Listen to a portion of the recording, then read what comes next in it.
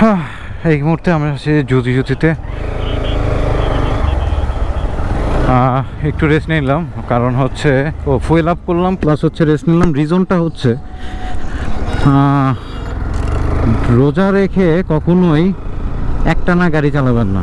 মানে এটা আপনার এবং মানে আশেপাশে সবার জন্যই বেটার, কারণ মানুষের মস্তিষ্ক সবসময় এক ধরনের কাজ করে না, আর খিদার পেটে মানুষের মস্তিষ্ক অন্যভাবে কাজ করে,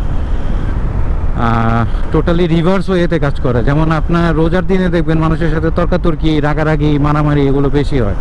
এটার রিজন একটাই, মানুষের পেটে খিদা থাকে, অথবা খিদা না, বেসিক্যালি হচ্ছে পানি পিপাসা লাগে আর মানুষের মন মেজাজ চটে যায়। তো এই কারণে পারলে চেষ্টা করবেন যে মানে লং ড্রাইভ অ্যাভয়েড করার জন্যে।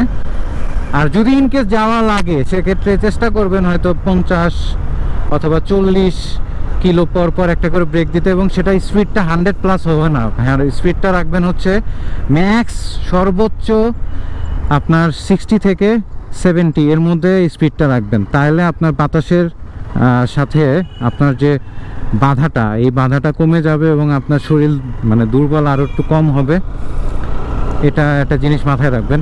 তো আর একটা বিষয় হচ্ছে গরমের দিন আসতেছে সামনে, হয়তোবা বিগত গরমের সিজনগুলোতে রোজা অনেক কষ্টসাধ্য ছিল, তারপর আল্লাহ বাঁচিয়ে রাখছে, আমাদেরকে রোজা করেছি।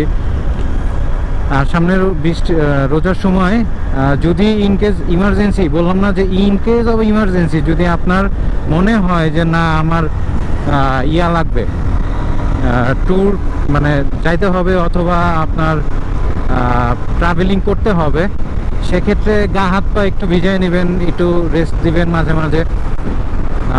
যদিও পানি খাওয়া যাবে না, আর গা হাত পার সময় ভিজানোটা আসলে মানে বৈধতা ঠিক না, রোজা মাকরু হয়ে যায় আমি যতটুকু জানি। তো এই কাজগুলো করতে পারেন, আর যতটা পারেন কথা কম বলার চেষ্টা করবেন। এই তো চলুন আমরা টুকটুক করে আগাই, কারণ অলমোস্ট 5:30 বাজে, আর আছে ইফতারির সর্বোচ্চ 45 মিনিট আছে। নাহিদ রবিন অলরেডি বলে দিয়েছে যে আমরা ভার্সিটির ওইখানে ইফতার করব। তো দেখি ধরতে পারি কিনা, চেষ্টা করবো ইনশাল্লাহ। লেটস গো, চলুন।